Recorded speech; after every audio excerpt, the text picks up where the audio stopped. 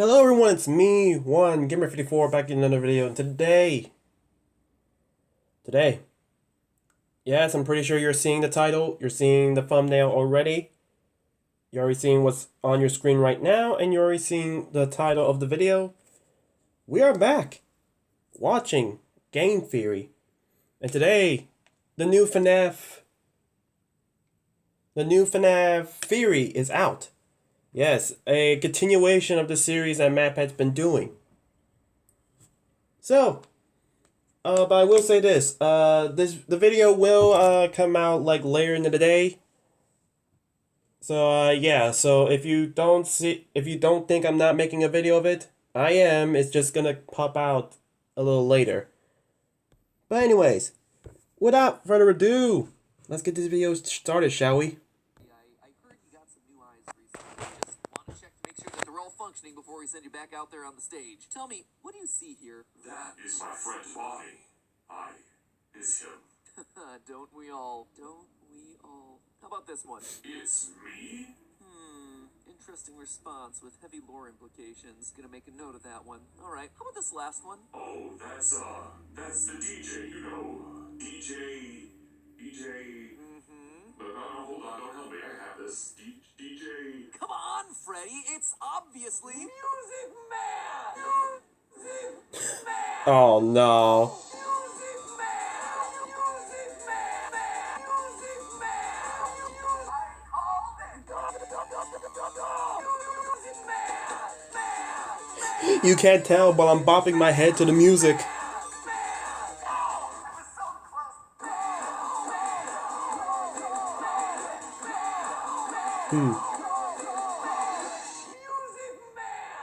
Hello, Internet. Welcome That was to fun. Game Theory, where the only thing that slaps harder than our remixes is you slapping that subscribe button. A huge thank you to Doofix from the Game Theory subreddit for helping that meme achieve its true final form, and for letting me use it as a part of this video. As I write this, his masterpiece only has 400 views, so let's blow that channel up. Link is in the top line of the description. You know what to say. Fill up those comments. Let me hear you. Music Man. As the man said in the song, let's go. Say what you will about Security Breach, and there's certainly a lot you can say. Oh, excuse me. The fact that it launched this weird, unseen animatronic from Pizzeria Simulator into meme lord status is perhaps its greatest Get DJ accomplishment. Music And Man. speaking of other unseen animatronics, today's episode is actually a pair of mini-theories all about two animatronics that are notably absent from this newest game. Characters that have been with us since the very beginning of the franchise, but whose 80s shoulder pads apparently weren't big enough for the final cut. And in a game that throws so much Freddy spaghetti against a lore wall to see what sticks, what gets excluded from the game is almost as interesting as what made the final cut. So what are the mysteries surrounding these two animatronics? Okay. So, what I did... Okay, I believe I said this in the last time we made this video. But back in the last video, I predicted that was going to be Foxy and Bonnie. No doubt. I mean, Bonnie, yes. I mean, Bonnie has been the most talked missing animatronic. I mean, there is no doubt that where's Bonnie? Everyone, and I mean everyone and their moms, have been speculating what happened to Bonnie. Many theorize that Bonnie was taken out because of Montgomery Gator, and that seemed to be the highest probability. I thought of it. Well, I thought of something happened to Bonnie. I even made a video on it. Many people speculated. And yeah, even Super Horrible Mike made a theory about it, which I am going to post my reaction to it. Okay, but just give it time, alright? One thing at a time, ladies and gentlemen. One thing at a time. Can we solve the mysteries, and what do the solutions tell us about the lore of this new game? That, my loyal theorists, is what we aim to answer today. Missing animatronic number 1, Glamrock Bonnie. Thank you. Yes, start off with the main guy. Strange when the trailers first dropped and we saw our favorite animatronics in their new 80s get-up. Freddy, Chica, Foxy, kind of, and Bot. No, that's an alligator. Yep, Montgomery Gator was in, and Bonnie the Bunny was out. At first, I thought this was just going to be a repeat of Sister Location. Introduce some new characters, reintroduce some old ones with new looks, and, just leave a couple out. But then Yeah, that's what I theorized one of the videos. I'm pretty sure I did it. I did say this in one of on my theory on Glamrock Bonnie that they was like they were doing the sister location treatment. Like Glamrock Chica, I mean Glamrock Chica, Chica was noticeably out of sister location. Like we have a variant of Bonnie, we have a variant of Freddy, we have a variant of Foxy. Sure, we had Circus Baby and Ballora, but we almost had like three. And yes, I do count Bonnie as an animatronic. I mean, Bon as an animatronic, so sue me. But Chica was out for some strange reason. I mean, I get it. I mean, we're trying to keep it four animatronics, four core ones, but come on, guys. But but when we saw Funtime Chica popping up at the next game, Pizzeria Simulator, that's what I thought was gonna happen. Like, Glamrock Bonnie's not here? Well, I'm sure he's gonna pop up somewhere. I mean, he might pop up in the DLC or he might pop up in the next game. That's what I thought. Right outside of the daycare of Security Breach, we hear this. There is no rabbit at the Mega Pizzaplex. Not anymore. And that right there, my friends, is theory bait. Stick it on a fish hook and drop it in the water to reel me in. Clearly, this was more than just an arbitrary swapping of characters. There's a story here, a mystery to solve. Glamrock Bonnie did exist at some point here in the Pizzaplex and now doesn't. And the game continues to remind us of this mystery as we explore them all. While trying to decommission Chica, you have to venture into Bonnie Bowl. And while we're up there, Freddy says this. I do not come up here anymore. I miss him. We even get a collectible message from Roxy Raceway that talks about him. Quote, management report. The bowling alley needs a re-theme. While most of the Bonnie art was removed, kids keep asking, where's Bonnie? Do we have an officially approved response? So yeah, where is Bonnie? The kids want to know, and heck, I want to know what happened to everyone's favorite rap. Yeah, where he at, guys? Come on, Fazbear Frights. The kids want to know. The adults want to know. The theorists want to know it. The theorist wants to know. Come on.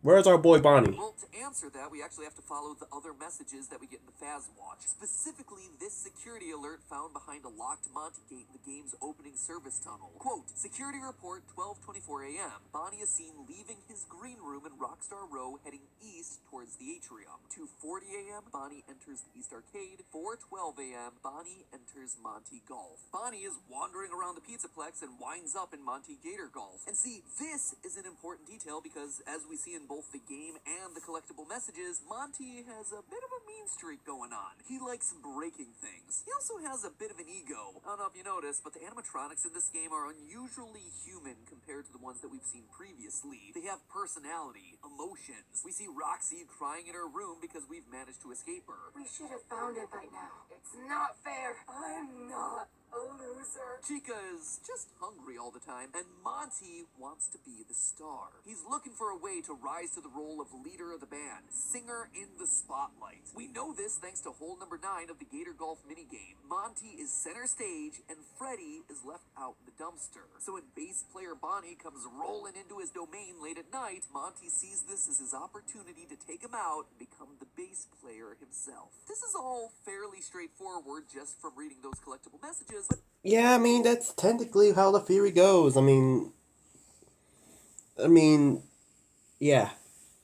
Monty, it was already enough, okay? Monty already display his aggressive side. I mean, have you seen what he did?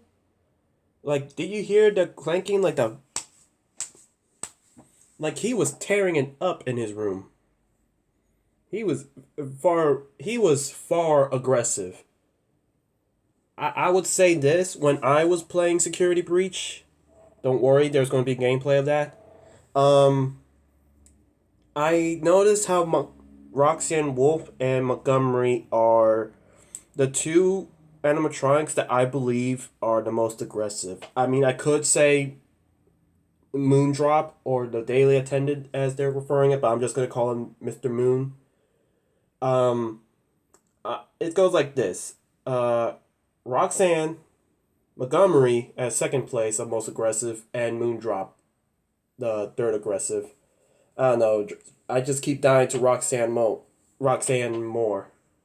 That's all I gotta say. It does leave me wondering why. Why did Bonnie go to Monty Golf in the first place? Well, what if someone led Bonnie there so he would get destroyed? Monty would get what he wants, a more prominent role in the band, and Bonnie would be quietly decommissioned and turned to scrap. Scrap that could then be used to help rebuild another rabbit that we're all familiar with. One that's hiding out in the basement. Good old Burntrap Afton. You want to know where Glamrock Bonnie is? Right there, right in front of your face. Burntrap's body is Glamrock Bonnie's body. And I'm not just saying Oh, not my boy Bonnie! There's actually a couple more clues that pointed me in this direction. If we turn back to when we last saw Afton in the form of Scrap Trap during Pizzeria Simulator and Ultimate Custom Night, there were some interesting design details. Namely the fact that we can see a lot of bone underneath the suit. A lot of bone. Top of his skull, his jaw, around the eyes here, even the collarbone you can make out in his jump scare. But here in Security Breach, Afton has basically got a whole new body.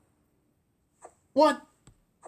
Bone you can make out Dang jump ads. scare. But here in Security Breach, Afton has basically got a whole new body. As Scrap Trap, he was made primarily of bone and muscle, but now he's almost entirely animatronic, with the exception of the weird fleshy tendons that entangle the endoskeleton, as well as the skull, which now appears to be melted into the rabbit face. But we Ew. see loads of endoskeletons throughout Security Breach. We even hear Vanessa saying that they could just put old casings onto new endos if they need to. Monty will run the shows until Parts and Service can slap your casing on a new endo. So why then am I so sure that Burntrap uses Bonnie's endo when they could have used any other endoskeleton? It all comes down to the hands. They make a big point in the trailers to reveal this mechanical hand with claws at the end of its fingers, and they put emphasis on it again during Afton's ending when his hand reaches outside the recharge station. On both occasions, the focus is on Afton's left hand, a hand that was completely missing from Scrap Trap in both FNAF 6 and Ultimate Custom Night. I mean, technically he was missing that entire left arm, but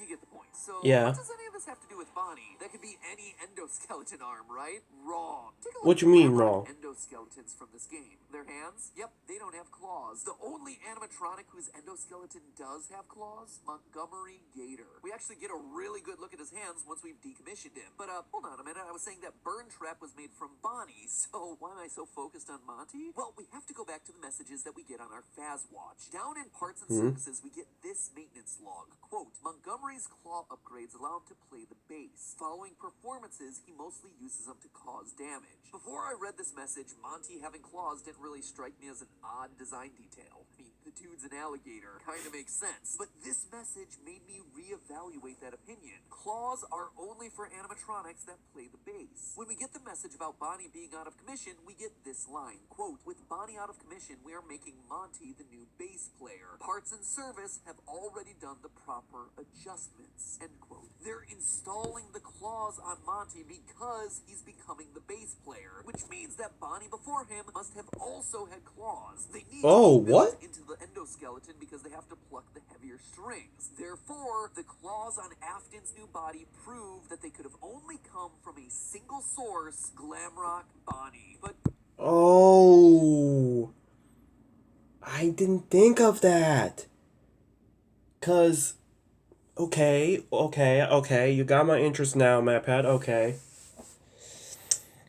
I mean, that is kind of a fair point. I mean, I ain't no animatronic maker, okay, but I do know that if we just give the animatronic like a basic hand, like how they're gonna like play the bass. Like I know that some bass players had to use like I don't know a bit of their nails a bit. They have to use a bit of their nails, or if not, just use like that little I don't know that thing they use, like a little chip that they use. I don't know. I ain't no magician, but yeah, that makes more sense. I mean, I always thought Glamrock Bonnie would have used like that little chip thing, but you know, continue. Glamrock Bonnie isn't the only one conspicuously missing from the Security Breach lineup. Where is everyone's favorite yellow clickbait Golden Freddy? Okay, let me just say this. I'm sorry. I'm pausing too much, but I'm kind of okay that Golden Freddy was not in this game. Okay, look, I get it, okay? Before you grab your pitchforks, let me explain. Technically, Golden Freddy's story was kind of done, to be honest. I mean, she's torturing William Afton down in HE double hockey sticks. She's refusing to let him go. And yes, I am aware that I did make a theory that because of Cassidy, William Afton's coming back. I get it. Yes, I get it. But it's not like Cassidy can just get out of the purgatory, okay? She is the reason why William Afton is back.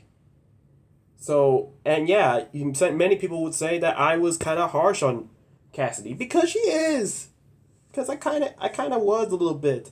Because you keep bringing him back, Cassidy. Let the demons with his demons. There's nothing more. You should have just listened to Old Man Consequences. First, I didn't think too much about his absence. Last we saw Old Yellow Fredbear, he was twitching away at the end of Ultimate Custom Night, keeping the spirit of Afton trapped in an endless purgatory of torment. Meanwhile, you got Old Man Consequences over here asking Cassidy, "You good, bro?" and encouraging them to leave the demon to his demons. So, Yeah. yep, that story seemed largely done. Exactly. Cassidy, aka the one you should not have killed, aka the vengeful spirit, call the kid whatever you want. This was another playing piece off the lore table, the end of another character arc. So why would Cassidy appear in Security Breach? Doesn't seem necessary. But then it was more Freddy spaghetti time. Security Breach once again threw everything it had at the wall to see what stuck. And I do mean everything they had. Basically everyone and everything in the series up to this point is represented somewhere in this game. FNAF 1 animatronics, FNAF 2 animatronics, tons of references to FNAF 4, a direct connection back to FNAF 6, there's Baby, there's the puppet, there's the fun times. If my theories up to this point have been correct too, you also get Crying Child, Michael, and Elizabeth, the Aftons all in one neat little package. And Okay, that's still yeah. not all. The arcade cabinets reference everything from the original novel trilogy to the Fazbear Fright stories. Okay, that I did not know. Okay, that I did not know. Is this real? Is this for real? I mean, I have played the game. I did play the game, but I never saw this one before. I mean, I did see a Plush Trap Chaser arcade, and I was like, oh, that's cool. That's from Fazbear Frights. I didn't see this one, though. That's interesting. I might have to go back on In that. this one game, you get not only one, but two, count them, two versions of William Afton, Glitch Trap and Burntrap. You have all the versions of pretty much all the important characters throughout the franchise. So in a title that seemingly references every other important corner of FNAF lore, where's our golden boy Freddy? Well, he's there. He's hiding in plain sight, right here, inside the Princess Quest arcade games. Nani? This is quite literally Golden Freddy. Or, to be entirely accurate, it's actually the spirit of Cassidy inside the arcade game. I know, it seems crazy, right? And while I could try to bury the lead here and string this whole thing out, I'm not. There's just too much to talk about. We know that this is Golden Freddy because it's coming straight out of the horse's mouth. I guess it's the sheep's mouth, because it's Steel Wool Studios. Anyway, if you dive into the game files, there's a character sprite folder labeled Cassidy. Open it up, and what do you find? The princess. Now, I gotta be honest, that alone didn't convince me. Sure, it is a huge deal, and obviously the golden color of the princess is a direct connection back to everyone's favorite yellow bear, but this is also a series that's used the name Jeremy in like, what, at least 4 separate places? Is that right? 4? He's a missing children's incident. Yes. He sliced his face off in FNAF VR Yes. with a paper cutter. He's a security guard from the FNAF 2 Paychecks. That too. And, oh yeah, he's in the latest Fazbear Frights book. So yep, Oh. those are the 4 instances that I can just remember off the top of my head. Huh. So forgive me if I'm in need of a bit more proof here before I call this one confirmed. Oh, yeah, I guess Jeremy have was in the book. First, I think I it's worth noting that distinctly in the remember. previous theory, I suspected that the princess was actually meant to be a stand-in for Vanessa. You see, Security Breach isn't the first time that we've actually seen the Princess Quest minigame. It originated as part of the mobile port for FNAF VR when they needed some way of telling Vanessa's story. Instead of finding 16 glitching cassette tapes like you did in the original FNAF VR, the mobile port has you playing Princess Quest 1, lighting 16 braziers to eventually find the lair of Glitch Trap. Interestingly though, digging through that game's files reveals that the princess character wasn't labeled as Cassidy. This is a new thing for Security Breach, which tells me that this was also an important story element for them. A story that, now that we have all 3 Princess Quest games to look at, suddenly takes on a different meaning. When you play Princess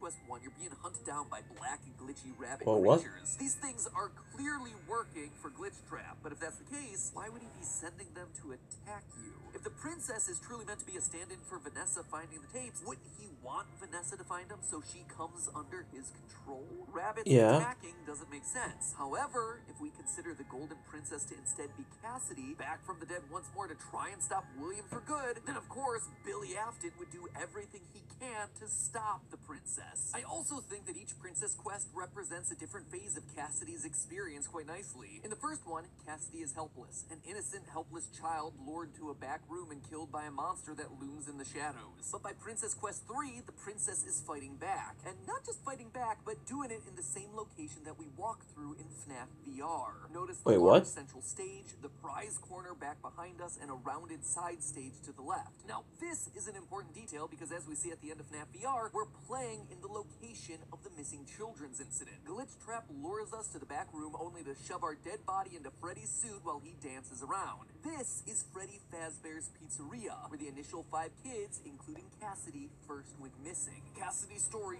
truly comes full circle. Playing through Princess Quest 3 the first time, I also thought it was unusual to have a giant Chica face looming in the background watching us. Like, why? Seriously, why? You don't Yeah, just why do was that it for there? decoration. And then I remembered this line from Ultimate Custom Night. I was the first. I have seen everything. This means that Susie, the spirit inside of Chica, saw the deaths of everyone else, meaning that she was probably watching as Cassidy was killed. Hence why she, of all the characters, would be the one watching us in this moment. So the file name matches, the color Okay. matches, the narrative Alright, makes alright. sense as we revisit important locations from Cassidy's past, but that's not all. Elsewhere in the files, there's another piece of glitch text, similar to the text that we originally saw when you approached Glitchtrap in Princess Quest 1, but this time it's much shorter. It'd be hard to decipher if we hadn't just decoded Afton's text before, but we did. And using that code, we're able to translate these dots as "It's me," the iconic phrase that we've seen every time Golden Freddy has been present throughout the series. Last but not least, Alright. Cassidy being here just makes sense with the story. Whenever there's William, Cassidy is close behind, hence the whole vengeful part of Vengeful Spirit. This But is how? something that we actually see in the Fazbear Fright Oh. specifically the story The Man in Room 1280. In this story, we get a ruined,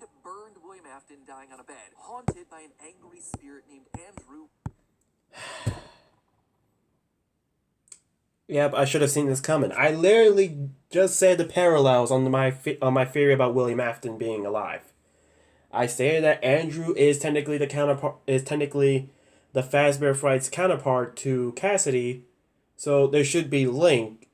Why did I not see this? Curly black hair. I should have seen this coming. I should have. This very clearly is meant to be the book stand-in for Cassidy. In a previous story, Andrew outright says, quote, "I do remember wanting to get back at someone who hurt me. I think I attached myself to him. I got into his soul, made sure he couldn't move on when he should have died. I remember I wanted him to suffer the way he made me suffer." Basically, the two are inseparable. Andrew grafted himself onto Afton, and now their souls are mixed. So consider this. Glitchtrap was created when a bunch of circuit boards were scanned into a system to create a video game. They sent us that stuff in the first place with no explanation. It was just junk. Circuit boards and things like that. Somehow, though, there was usable code on some of it. If Cassidy was truly attached to Afton, then Cassidy's spirit would also likely be in those circuit boards, thereby creating a digital version of her, aka the princess. So yeah, I feel pretty darn confident that Hey, is yo, Cassidy in what? Princess Quest. Everything I could find backs it up from a design, timeline, narrative sense. Also, the file name suggests that the king is actually Old Man Consequences. Sure, I guess. Leave the demon to his demons. Unless, of course, you want to take my sword and go ham on him. Anyway, so what does it all mean? Why is this important at all? Well, Yeah, I want to know why is it rationale for important now. playing some random arcade games somehow manages to free Vanessa from Glitchtrap's control. As a reminder, if you play all 3 Princess Quest games, you get the free Vanny ending, where she turns good and joins you eating symbolic ice cream cones. But really, it's a pretty weird logical leap that playing a few random arcade games somehow gets this young woman free of the virus that's infected her brain. But now, it makes a bit more sense. At the end of Princess Quest 3, we confront a large security door that's covered in purple goo, only to get a blood-curdling scream. That goo tells us that it's Glitchtrap behind the door. It even has a glowing set of eyes on the left-hand side. That was the first time I saw that. Kinda looks like a rabbit. That's the first time I ever heard that scream. Jeez, that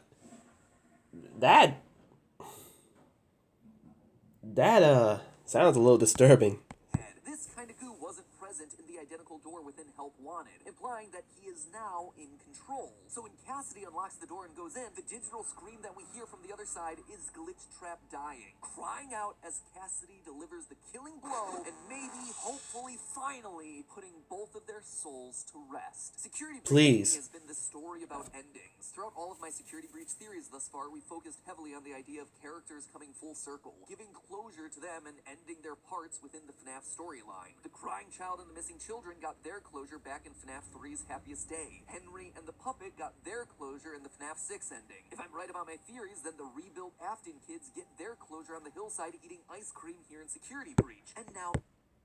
we're still deciding if it's true that Vanessa and Elizabeth are the same. But continue. Cassidy. While all the other dead kids in the series have been able to move on, Cassidy has always remained, always trying to chase Afton down, torturing him in purgatory for what he's done, so driven by anger and revenge that she couldn't let go. So this feels like a great ending to this chapter of the series. Finally, Cassidy gets to join the others and rest, putting aside their agony and putting an end to the Golden Freddy arc, and hopefully to Afton's arc as well. But there's still one more that's incomplete. One more series of secrets in this game that we haven't talked about yet. Tune in next FNAF episode as we wrap up our coverage for Security Breach by talking about the most controversial and frustrating part of it, the retro CDs, the mysterious Patient 46, and what all of that has to do with the theories that we've covered so far. So bite of 87 that subscribe button to ensure that you don't... Alright guys, apparently, yeah, I guess we're getting another episode, so stay tuned when that episode comes out then. And as always, remember, it's just a theory.